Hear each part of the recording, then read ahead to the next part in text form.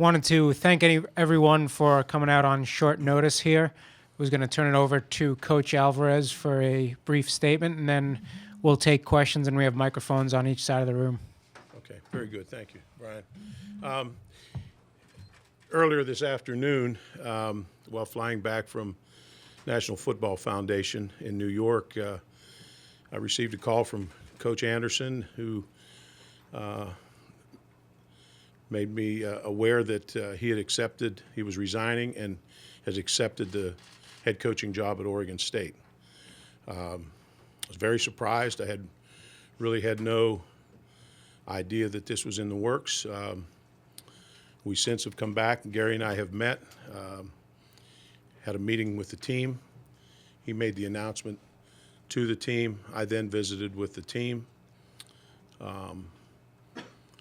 The seniors came back and visited with me, asked me if I would coach the game. I told them I would consider it.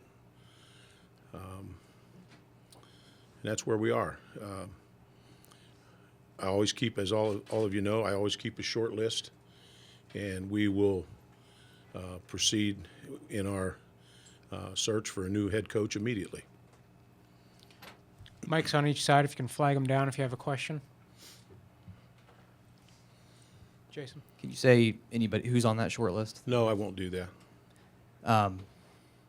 Can you talk about just, you mentioned you were surprised, but talk about how that conversation went a little bit, and Well, is it hard for him to leave, or? Walter Dickey called me and said he was visiting with Gary, and Gary had something to tell me, but he wanted to tell me face-to-face. And I said, well, my plane is delayed. I don't know what time I'll be able to get out of here. And I said, let me talk to him. Let me find out what he wants to talk to me about that's so urgent. And that's how it went. Gary said he felt like this was an opportunity for he and his family to get back to that part of the country. And he felt that he had to follow through with that opportunity. That was the extent of the conversation. We visited about it again when I got back. You know, the job, he's already taken the job, so I just wanted to review with him about what was going to happen with the assistants, that I would expect them to stay with the team, coach the team through the bowl game, and I said so much with the players.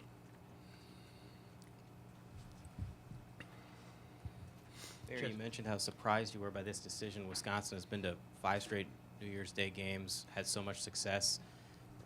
What does this say anything to you about the state of the program, that Gary would be willing to leave after 2 years? Well, I don't think you talk about the state. The state of the program is the state of the program. You already said that. We've been to 5 straight. You know, we've got one of the most consistent programs in the country. We have some of the best facilities in the country. Gary made the decision for family matters.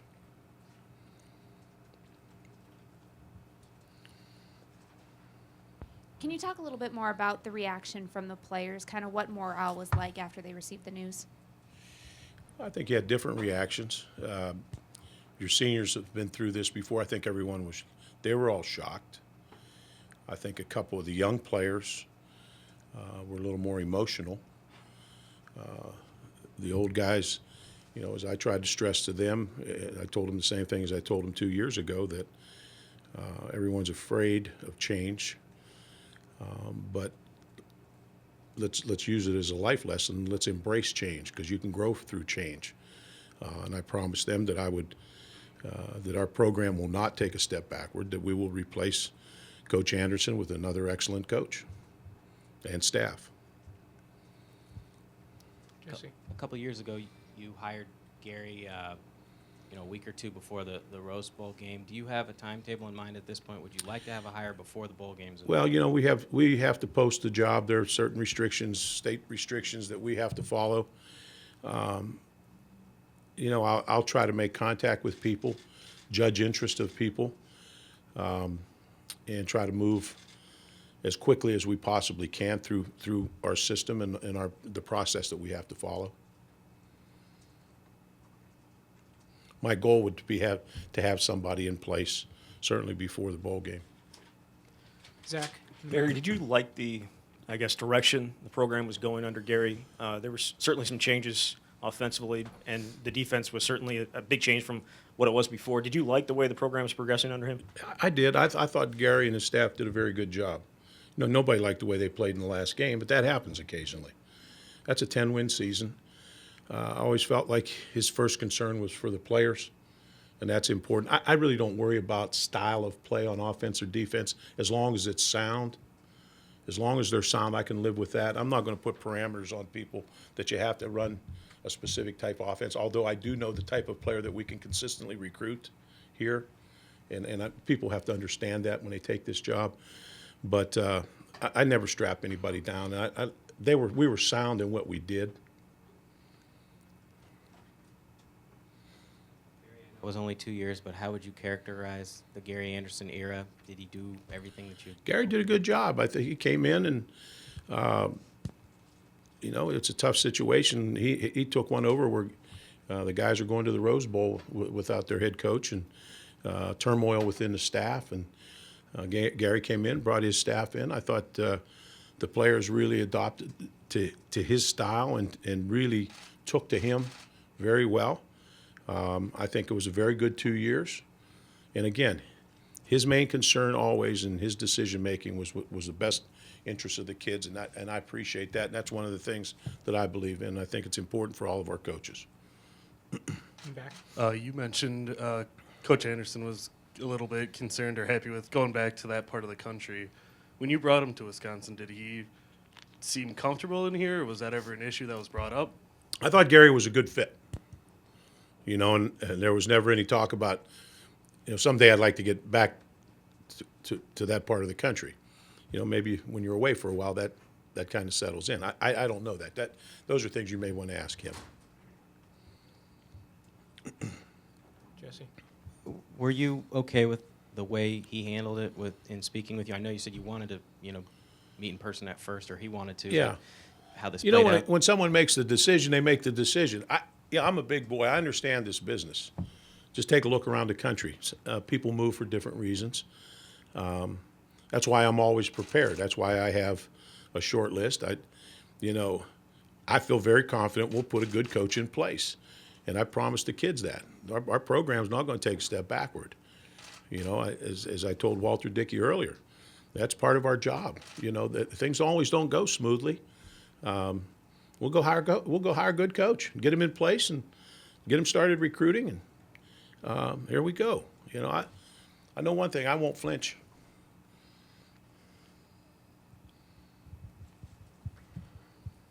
Does losing Andersen right now set the program back at all? No. We'll have someone in place so that we can pick up recruiting, so that we can hold. You probably won't hold all your recruits, but the last time when Brett left, we held most of them. I think, as I told the players, you make a decision, you make a commitment. The commitment's to the university. You got a commitment to everybody in the room, all the players in the room, and you'll have a good coach in front of you soon. So it's not going to set us back. John. Aside from being able to work well with players and things like that, are you looking for any specific qualities in the candidates that you're going to interview, like head coaching experience or ties to Wisconsin, anything like that? Ties to Wisconsin is not important. I'd like to find someone that has head coaching experience. Someone that I've always said this, I think it's important that there's a fit. I thought Gary was a good fit. So as I keep my short list, that's what I do. I'm around these different guys. I go to different functions where I see how people handle themselves, and I make mental notes of who I think would be a good fit for our place. Biggest challenge right now in hiring a coach is what? No challenge. We've got a great product to sell, great community, wonderful university, world-class university, and my phone's ringing off the hook already. The word's just starting to leak out, and I'll be very busy tonight answering phone calls from agents and coaches and go-betweens, people trying to get in on this job. So I guess our biggest issue is deciding going to the people I want to talk to first, and then taking a look at who else is interested.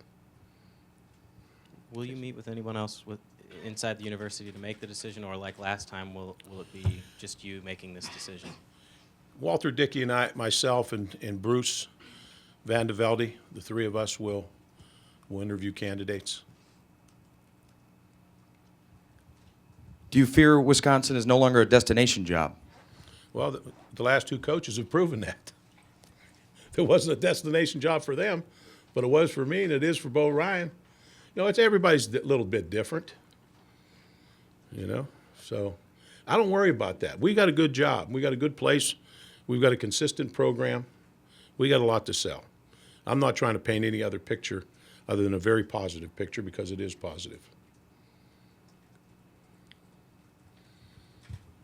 Some of us got in here a few seconds late. Could you just walk us through one more time how Gary broke the news to you? It sounded like he did it over the phone. Well, Gary went to my office, and I was stuck in New York, in New York in the airport. Plane was delayed, so he visited with Walter Dickey and to find out when I'd get back. And so Walter called me and said Gary had something very important he had to talk to me about. And I said, I want to know what it is. So I got on the phone with him, and he told me. And then as we took off, I told him what time I would land, and he met me in the office. That was this afternoon? It was early afternoon. My original flight was 12:30, so it was probably right in that area when I was notified. I was delayed, and I didn't get back till later. Jason. Coach, do you think this process could have affected Gary's focus on the Big Ten championship game or the team's focus? I have no way to know that. That shouldn't have had any effect on the kids and the other coaches. Jesse. You mentioned the seniors asked you to coach the bowl game, and you said that you'll decide at a later date. Is it flattering for them to ask It's you? very and flattering, and also, when do you hope to decide on? I told them I'd make up my mind tonight. I'll think about it. I told them I was very flattered that they asked me to do that, because it's about the kids, and I want them to come here and have a good experience and feel good about it. So I'll definitely consider that. And Gary said the only reasons for leaving was family. Was there any, because he couldn't get certain players in? Was it living in Madison or anything No, like he didn't that? say anything about that. He just talked about opportunity for he and his family. That was what he told us.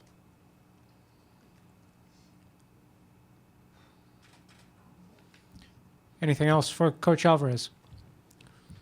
Oh, Zach in the back. Have you talked to any of the assistant coaches that are still here? Have you talked to them about? Most of them are on the road recruiting. I did talk to a couple of them that were at the meeting and told them what I expected. I expect the coordinators to continue to coordinate, and they have their practice schedule for the bowl laid out already. I asked that the coordinators continue to game plan, proceed with the practice schedule. We'll have somebody oversee, whether it be myself or one of the other coaches that I name as a interim coach, or whatever we want to call it. I just try to lay out what I expected of them, and I think they shot information out, because most of the ones on the road didn't know anything about it. I was going to ask, were they out on the road recruiting, Yes. and they found out? There were a couple. There were a couple in the office because they were going to have a light practice today. So I think they emailed the ones that are on the road to inform them. In the back. It was kind of a larger day for news for the team, with Melvin Gordon announcing that he'll be entering the draft. Obviously, Gary Andersen is leaving. How do you think that's going to impact, I guess, the team and their preparations for the upcoming bowl game? They seem very anxious to practice today. I think everybody was well aware that Melvin was going to go into the draft. Gary's announcement was definitely a surprise and shocking to those kids.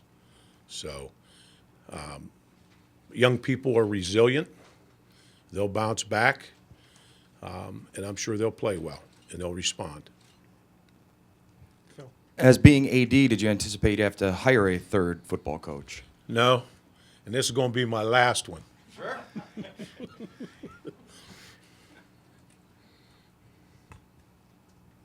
Did the players know about Gary leaving before practice today, or were they told? They didn't after? practice. They were in the meeting room, and then we called practice. No one knew. They did not know. His son didn't know.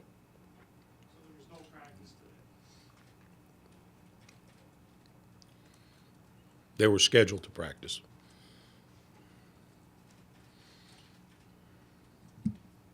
Anything else for Coach? Okay, thank you. Thanks, Coach.